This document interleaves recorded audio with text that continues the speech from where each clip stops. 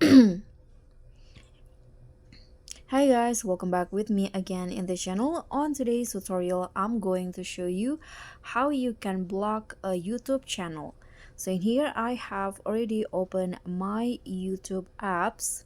And if you want to, if you don't want to see a certain channel on your YouTube, you can just do this. First, you can, in the homepage like this, you can just click on the three dots icon on the video on the from the particular channel, and this will be show up, and here you can just click on this not interested.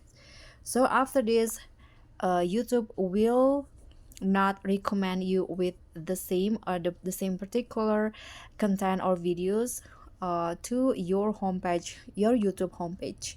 So but if you want to hide videos or a channel from your YouTube, you can just, for example, here I'm going to hide this channel.